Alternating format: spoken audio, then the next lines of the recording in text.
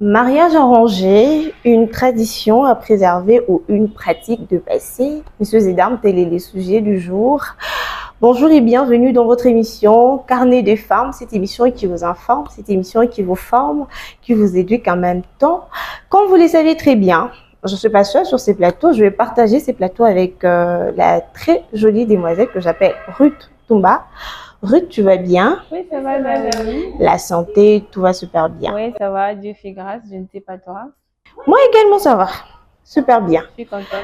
Alors, comme je l'ai dit au début, nous allons échanger sur le mariage. Alors, nous allons échanger avec une dame, une maman. Moi, j'aime bien l'appeler maman.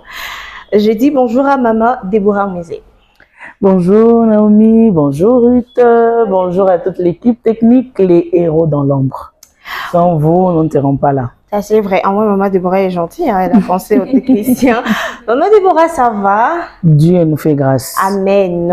Comme je l'ai dit au début, j'ai dit qu'on va essayer d'échanger un peu sur le mariage. Oui. Vous qui êtes non seulement une marraine, mais aussi déjà une femme mariée. D'ailleurs, ça compte déjà de beaucoup d'années.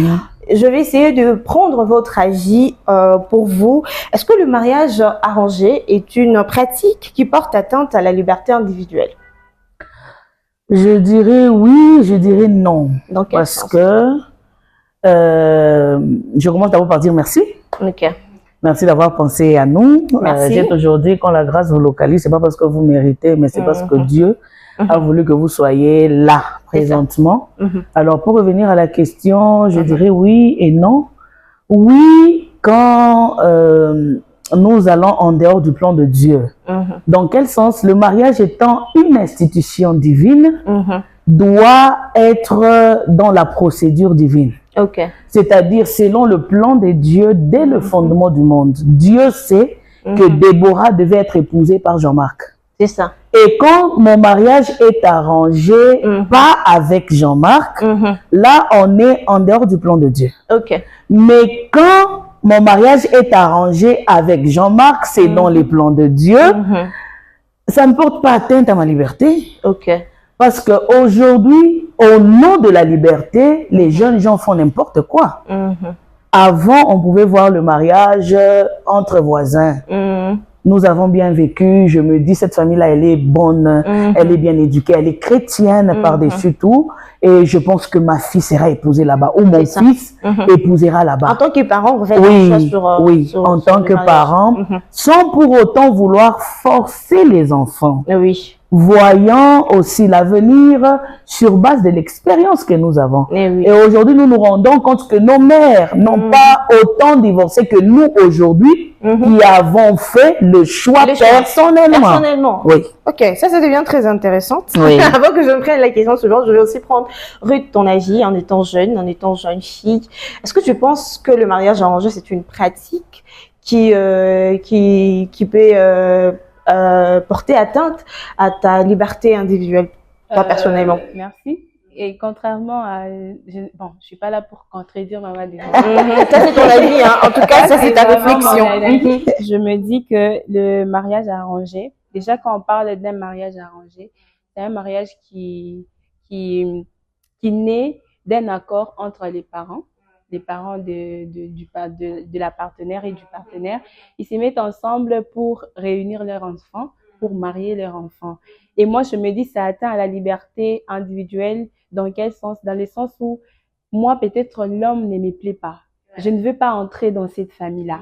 Là, peut-être les parents vont m'obliger, non, tu dois entrer dans cette famille parce qu'on a vécu avec cette famille, c'est une bonne famille, c'est une famille qui est bien réputée. Mais moi, ça ne me plaît pas, l'homme ne me plaît pas, la famille ne me plaît pas. Et quand on m'oblige à entrer dans ces mariages-là, déjà, on touche à ma liberté individuelle. Là, on ne respecte pas ma liberté individuelle. Donc, je dirais que les mariages arrangés, en tout cas, ça touche à la liberté individuelle.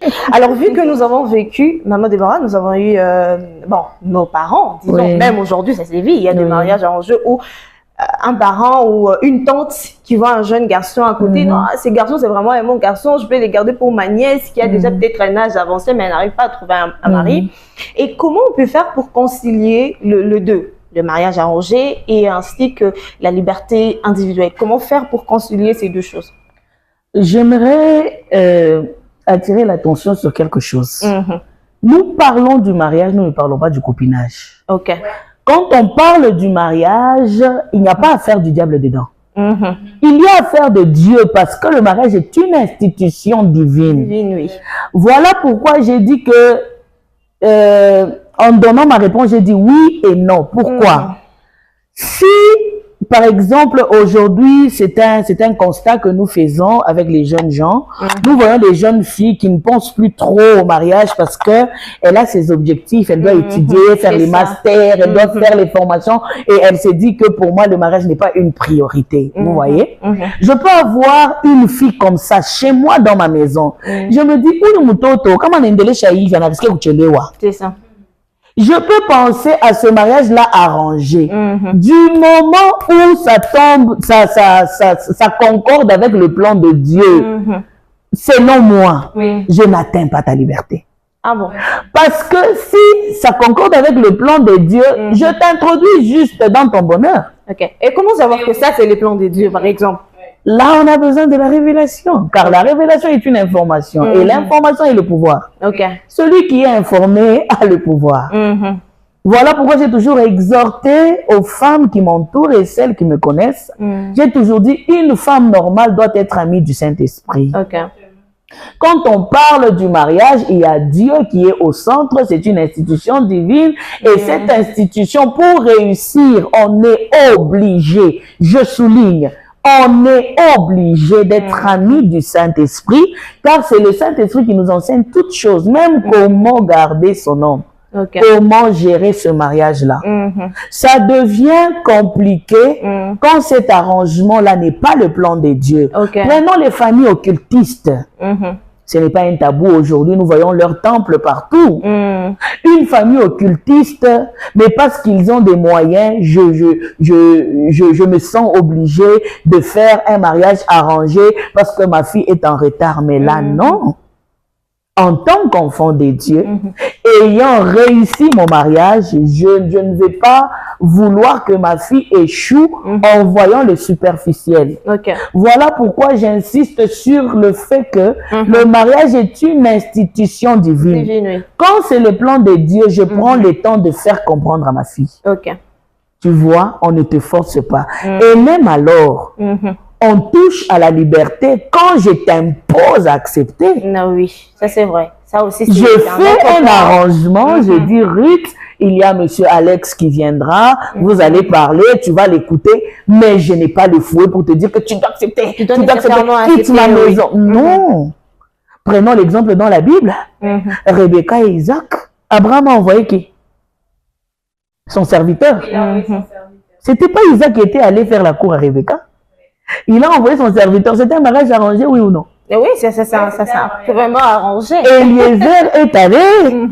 Il a présenté les biens. C'est pour épouser, c'est pour prendre une femme pour mon serviteur Isaac. C'est son père qui m'envoie. Alors, si je comprends bien, pour mieux concilier le mariage arrangé ainsi que la liberté individuelle, il faudrait partir sur un terrain d'entente avec votre fille, par exemple, et ne pas aller avec trop de force. Non. Ah oui.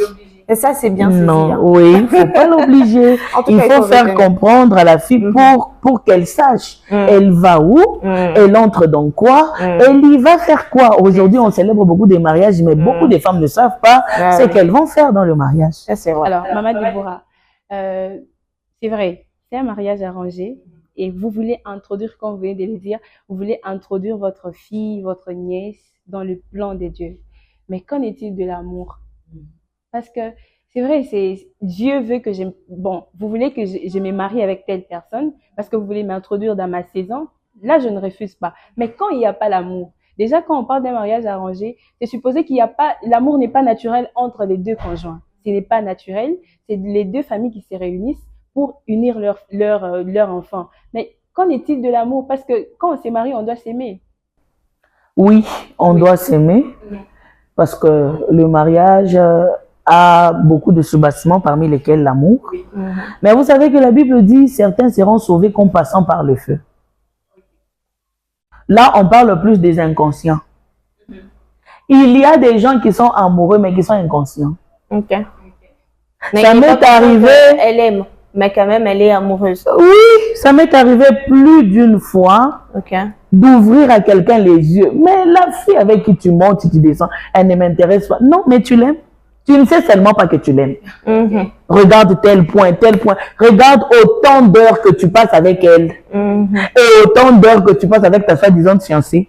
Regarde autant de points que tu partages avec elle. Et autant de points que tu partages avec ta soi-disant fiancée. Et vous vous rendrez compte que la personne ouvre les yeux et dit, c'est vrai, c'est celle-ci que je dois épouser. Mais celle qui était coéquipière, qui était collègue, qui était voisine, qui était... Alors que c'est elle qui était épouse. Donc, il y a des gens qu'il faut juste ouvrir les yeux, Ruth. C'est tout. Tu l'ouvres les yeux. Certains aussi, l'amour viendra. Ah bon? Oui. Ok. Il y a certains aussi, l'amour viendra parce que même la personne concernée ne sait même pas c'est quoi l'amour. Pourquoi on l'envoie au mariage si elle ne sait pas? Alors, Maman Déborah, quand on parle des mariages arrangés, il y a aussi la tradition qui entre en jeu. Et quand on parle de la tradition, ce sont des coutumes, des modèles qui régissent une communauté, un pays, une tribu. Alors, quels sont les rôles symboliques de la tradition dans un mariage arrangé? Le rôle symbolique, d'abord, je dirais, avant, dans les temps anciens, il n'y avait pas trop de, je peux dire comment, trop de mystère. Là, nous parlons d'un mariage traditionnel. Oui. Oui. Il n'y avait pas trop de mystère par rapport aussi au réveil qui est venu, ces temps-ci, au XXIe siècle, voulais-je dire, il y a quand même certaines révélations qui arrivent par rapport à la tradition. Nous ne refusons pas de respecter la culture, la coutume, la tradition, mais nous en faisons trop. Un élément aussi à souligner, le mariage qui se fait au village est différent du mariage qui se fait en ville. Même si c'est un mariage traditionnel, parce que quand on parle de mariage traditionnel, on reste dans la tradition. Oui, même si c'est un mariage traditionnel. D'ailleurs, le mariage traditionnel est comparé au mariage coutumier. C'est où on donne la dot. La dot, oui. Imaginez-vous que vous ayez une fille qui habite les États-Unis et vous êtes au village. Vous allez imposer à cette fille-là non kwetu, binekala kaivi, qui a kwetu ni. On ne refuse pas. Je ne suis pas là pour contredire la coutume. Mais il y a des limites que nous ne devons pas dépasser. Imaginez-vous qu'on vous dise dans votre culture, avant la dot, vous devez aller avec votre grand-mère au village, il faut des incisions, il faut appliquer certains trucs pour que tu sois fertile, pour que tu... Mais ça, c'est la sorcellerie. Et moi, en tant qu'enfant de Dieu, je suis une nouvelle créature, je ne peux pas accepter ça. Mais la grand-mère peut dire que je n'ai pas respecté la tradition. Vous voyez? Donc, nous devons être regardants par rapport à ça. Nous ne banalisons pas la coutume, la tradition, la culture, non. C'est ça qui fait l'homme, c'est ça l'originalité d'une tribu, d'une nation, d'un pays. Mais ne dépassons pas les limites. Mais est-ce que la tradition, les coutumes en question, est-ce que ça peut aussi contribuer à faire un mariage arrangé réussi? Est-ce que ça peut contribuer à faire ça? Par exemple, je me dis, dans notre coutume, les femmes doivent, bon, ça c'est un exemple que je prends, les femmes doivent s'éraser par exemple. Et dans la coutume de mon voisin aussi, les hommes respectent par exemple les femmes qui sont rasées. Est-ce que la coutume là, elle peut contribuer à un mariage arrangé, faire réussir un mariage arrangé? Faire réussir un mariage... Je me dis, moi je suis parent, je me dis, comme dans l'autre coutume, les hommes respectent les femmes rasées. Et dans moi, j'aimerais aussi, parce que dans notre coutume aussi, les femmes, on les rase. J'aimerais bien que l'autre puisse se marier à ma fille pour que ma fille soit respectée par l'homme qui sera son mari dans le futur. Est-ce que ça peut contribuer aussi à un mariage arrangé? Certaines cultures peuvent faire réussir un mariage arrangé. Ok.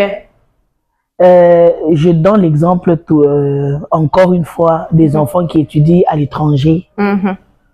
Il y a des familles qui peuvent rester en contact et dire, bien que Oula Chakwenda Mubazungu, Anenda Mubachinois, mais c'est mieux à Kwetu, à Kwetu kwa Afrique wala ku Congo, Dieu a préserver nini et Shima. Est-ce que ça ne devient pas du tribalisme? Non. Ah bon? Ce n'est pas le tribalisme parce que je ne prends pas nécessairement la femme ou l'homme de ma tribu. Je prends un Africain ou une Africaine parce que nous sommes sans ignorer que l'Europe est différente de l'Afrique. C'est ça. Il y a des choses que les Européens tolèrent, mais que les Africains ne tolèrent pas. Hier, on était en train de discuter avec une femme qui disait « Maman, ça fait 2 ans que mon mari ne travaille pas, c'est moi qui travaille, je prends en charge toute la maison, mais est-ce que l'homme ne peut pas se rendre utile en m'aidant avec les tâches ménagères ?» On a même Pourquoi? Parce qu'elle a vu ça chez son oncle, mais il est aussi congolais. Ma tante est aussi congolaise. J'étais allée chez eux. En tout cas, ils vivent en harmonie parce qu'ils se partagent des tâches. Ça, c'est de la folie. Nous ne sommes pas européens. Nous restons africains. Il y a la culture que nous pouvons préserver pour rester valeureuse aux yeux du monde et surtout aux yeux des générations à venir. Donc, en étant africaine, aider sa femme déjà un tabou. Entre parenthèses. Non, ce n'est pas un tabou. Ce n'est pas un tabou, ce n'est pas non plus un péché, ce n'est pas non plus mal faire, ce n'est pas non plus une domination. Mais vouloir le faire parce que tel a fait, c'est là qu'il y a un problème. Oui, parce que même moi là, je suis africaine à 500%.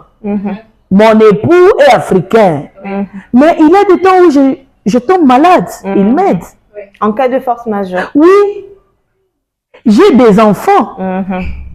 Il y a le début de la grossesse qui peut compliquer, la fin, je m'accouche, je ne suis pas à la maison. Ce n'est pas pour autant qu'il va laisser la chambre sale jusqu'à ce que je revienne de la maternité. Non, il y a celles-là, peut-être comme moi, qui sont passées par des césariennes. Moi, je suis passée par 5 césariennes.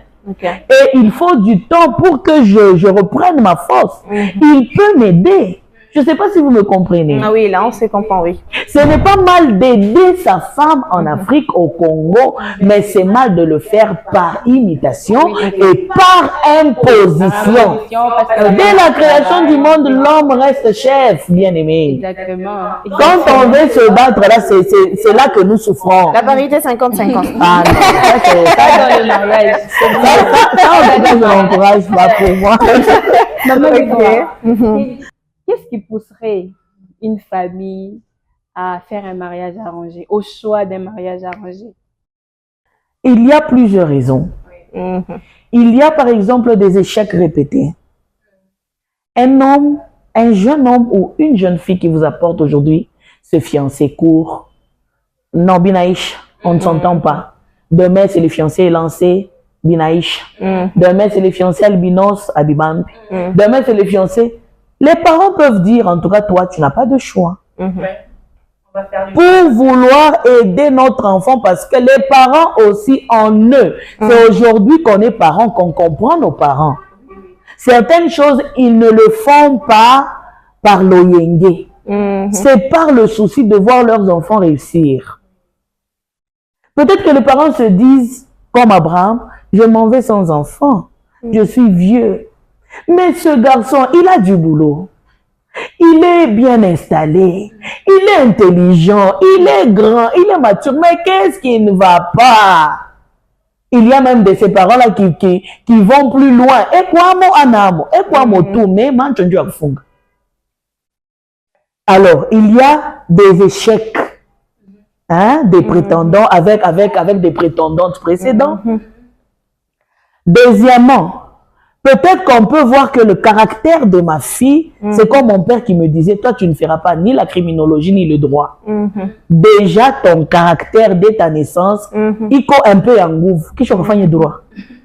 C'est compliqué. C'est compliqué. Tu vois? Mon père a fait le choix sur les études que je devais faire. Ok. Parce qu'il a vu comment il m'a fait grandir. Donc, je peux voir que ma fille ici, il faut au moins et parfois donc il y a plusieurs raisons qui peuvent pousser les parents, même les tantes, même les voisins, même les grandes sœurs, pour arranger un mariage, disons que ma sœur ici, il faut telle personne. Donc il y a plusieurs raisons. Ce n'est pas toujours pour induire les jeunes gens en erreur, non. Il y a certains mariages arrangés, ce sont des bénédictions. Donc, ce n'est pas seulement pour un intérêt peut-être commun. Oui. C'est dire peut-être que le parent, parce qu'ils voulaient peut-être préserver leur amitié, parce qu'il y a aussi ces parents qui, dans le but de préserver leur amitié, non, toi, chez toi, et puis après, on va rester amis. Bon, Maman Déborah, en vrai, on comprend que le mariage arrangé, bon, c'est pas du tout trop mal, comme vous l'avez dit. Mais est-ce que cela ne peut pas avoir de l'impact sur la psychologie des individus impliqués, par exemple? Vous savez, Naomi, j'aimerais aider quelqu'un par cette émission. Vous savez, plusieurs personnes qui souffrent psychologiquement, psychiquement, émotionnellement, c'est parce qu'elles veulent. C'est parce qu'elles veulent. Ah bon? Oui. Si mon mariage à moi, il est arrangé et je crains de m'afficher ou encore d'assurer, d'assumer ce mariage-là arrangé parce que tel oncle sait que, tel voisin sait que, et j'ai honte, je souffre psychologiquement, c'est parce que je le veux.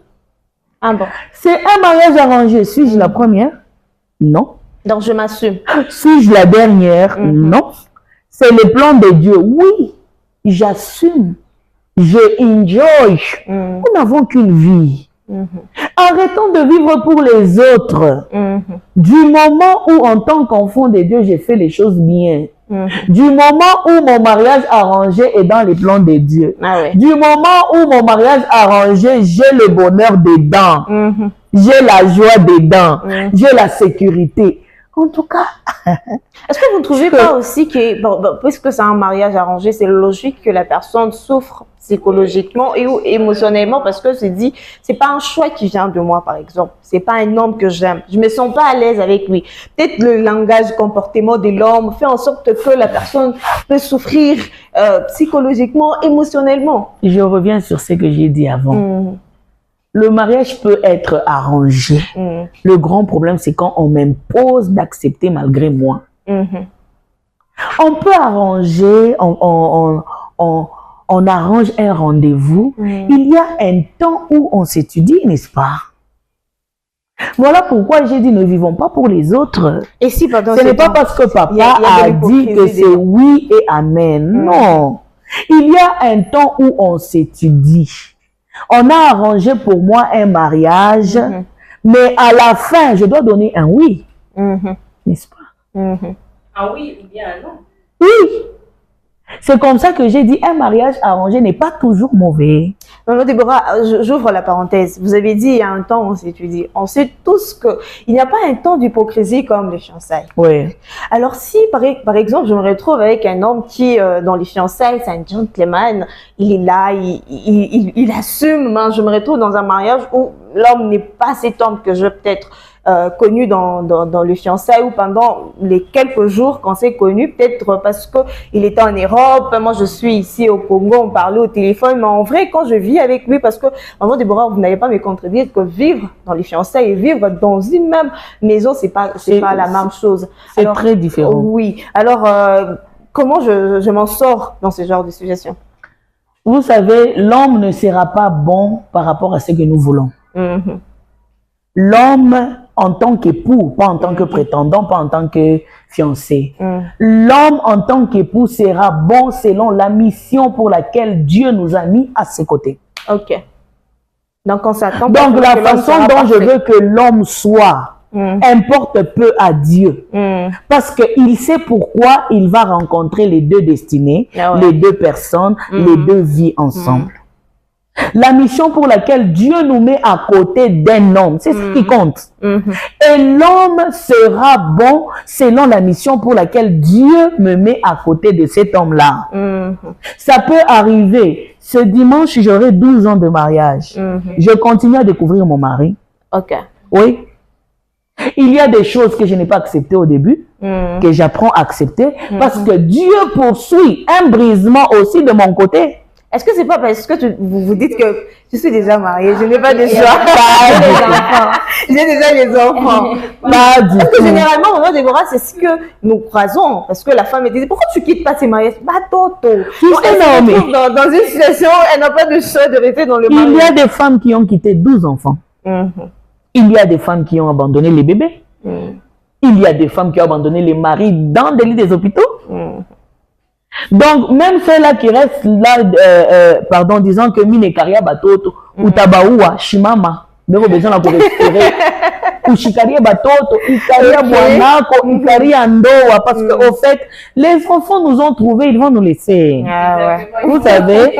Oui. Ça, c'est vrai. Donc, il faut découvrir ce pourquoi Dieu t'a mis à côté de ton homme. Maman, si tu le découvres, malgré vent, marée, belle famille, voisins, sorcellerie, quand tu découvres, tu restes dedans, tu assures, tu assumes et tu vas vaincre. Là, c'est ce qu'on dit coller, c'est coacher, maman. Ok. Nous parlons d'un mariage arrangé et on se base plus sur les femmes.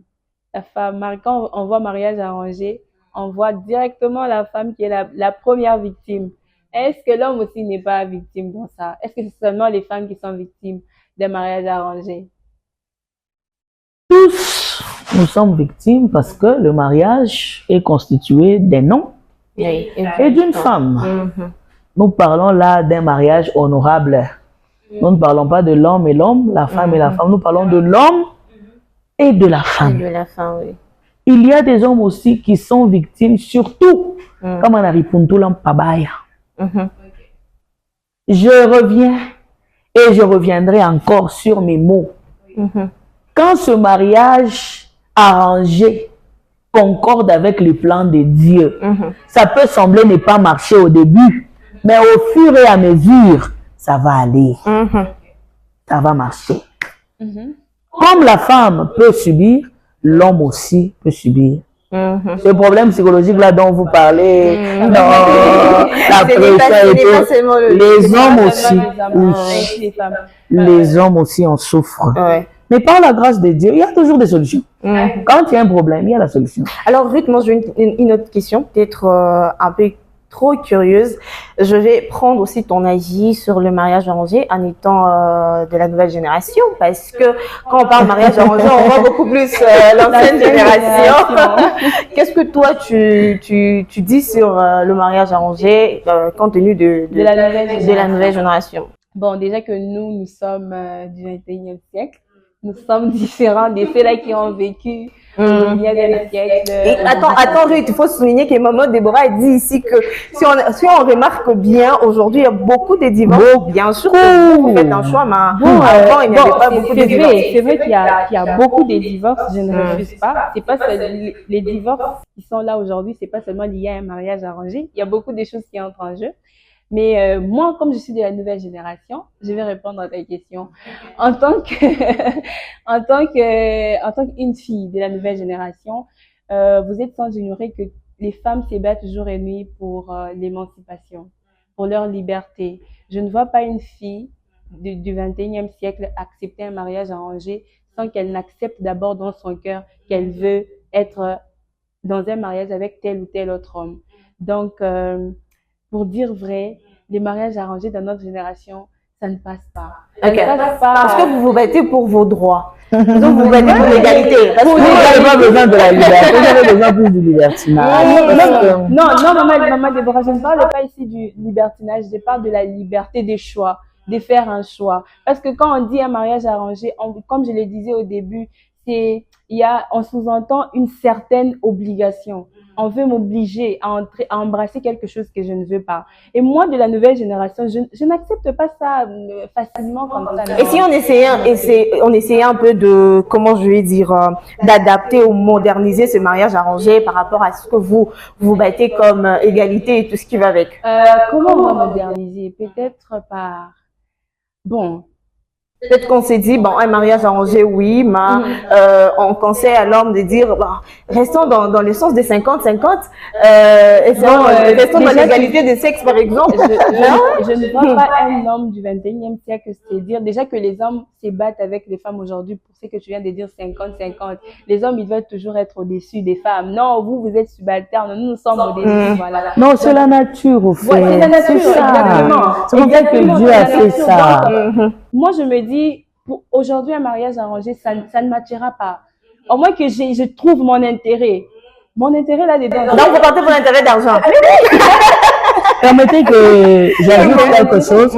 Vous savez, je donne raison à la Bible qui demande à la femme la soumission. Ok.